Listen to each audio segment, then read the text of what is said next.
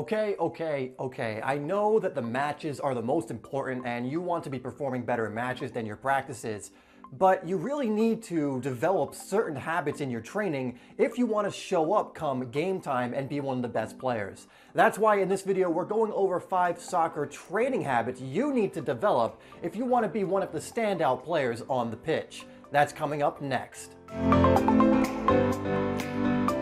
Hey, what's up guys? It's Dave here from SimplySoccer, where we are helping you to improve your game and stand out on the pitch. And on this channel, we release daily soccer tip, technique, and training videos, all designed to help you do exactly that. In this one, I wanted to mix it up a little bit and go over some training habits you should definitely develop if you want to be that player that is head and shoulders above everybody else come game time. Number 1 is to avoid a trap many players get into when they are training, and it's going through the motions. You want to be fully focused when you are going through training. Remember, deliberate practice is the best type of practice, and in order to engage in deliberate practice, you need to be focused 100% on what you're doing. If you're just going through the motions, you're not challenging yourself and you're not getting better. There's a state called flow state, which is basically another way of saying getting in the zone, and you can't do that if you're just going through the motions, doing what you usually do.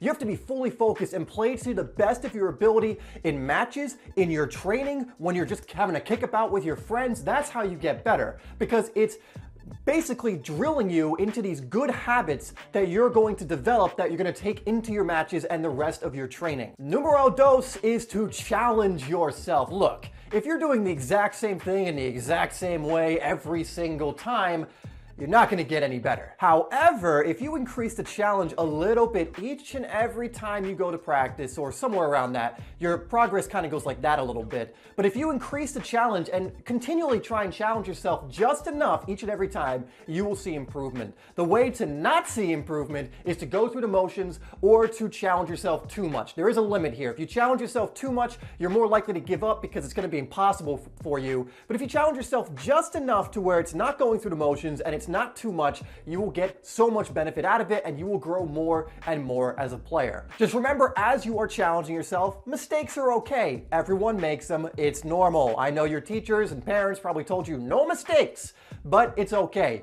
Mistakes are normal, and if you're challenging yourself, you will make a few mistakes here and there. But if you're gonna make mistakes, do them in practice. The old famous Spartan saying that I'm going to butcher completely is, the more you sweat in practice, the less you bleed in war. The more mistakes you make in practice, the less you'll make in your matches. Of course, don't deliberately make mistakes, but the more you challenge yourself during training, the better prepared you're going to be for the war or match day. Number 3 is have a plan. Look, if you're like a headless chicken just running around going, I'm gonna do dribbling this day and juggling this day, I don't know why, but I'm gonna do it, you're not gonna improve. Look, deliberate practice also calls for you to know exactly what you're working on. You need to have a plan of progression. If you just go, I'll work on my dribbling on Monday, Wednesday, I'll work on my dribbling again, it's not gonna work. But if you have a plan, a schedule, something you can follow that has progression and allows you to get better and better and has things you have to stick to, and it's like a proven system,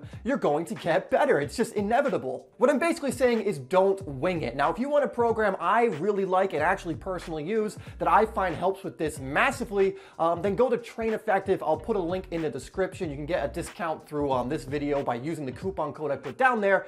And if you want a proven system that's going to help you with this, make a schedule that you can stick to and it's actually going to give you a plan that's going to get you to become better, then this is the perfect program for you. If you are interested, go check it out. It's down there. All right, it's time for number 4, and in this one, it's probably one you aren't doing, I hope you are, but you should have a progress journal. And what this is essentially after every training, after every match, you're going to write in a journal. You can do it online, you can do it on a Word doc, doesn't really matter, but what you want to do is record your progress. How did you do in the match? How did you do in training? What were you struggling with? What were you doing well? And this awareness is going to help you develop your plan and know what you need to work on, because if you come out of a game and you've played poorly and you just get angry and then you try and forget about it, that's not the best thing. Look, you don't want to get hung up about it, but you want to take a look at that match and go, what went wrong?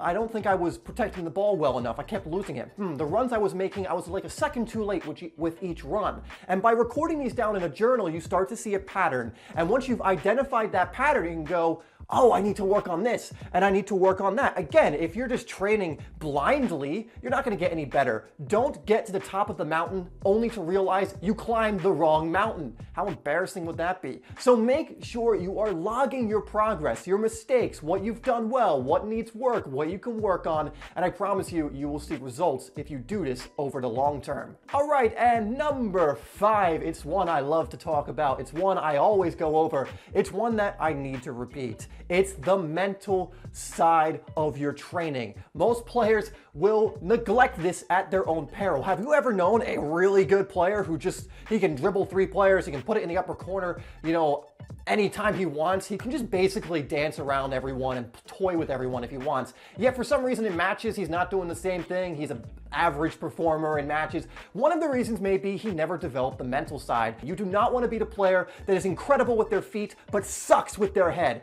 I might have to cut that. Basically, what I'm saying is if you don't work on your confidence and you don't work on the other mental aspects of the game, your ability, your soccer IQ, your tactical know-how, then you're basically a sitting duck. That's not the right expression to use there, but basically you don't want to do that because you're going to progress as a player skillfully and physically, but you're going to get to that point in that clutch moment in the match and you're going to get too nervous to be able to deliver. You're going to be an inconsistent performer. You need that confidence. You need that self-belief in yourself, or all the physical skills in the world do not matter. Don't be fooled. Confidence, self-belief in yourself is a skill. It's not like this guy was born with it and this guy was just cursed with low confidence for life. It doesn't work that way. It's a skill that's developed. Alrighty, those are 5 soccer training habits that you need to develop if you want to become a better player. Look, the way you train is the way you play. This honestly might be the most important habit video I've done so far.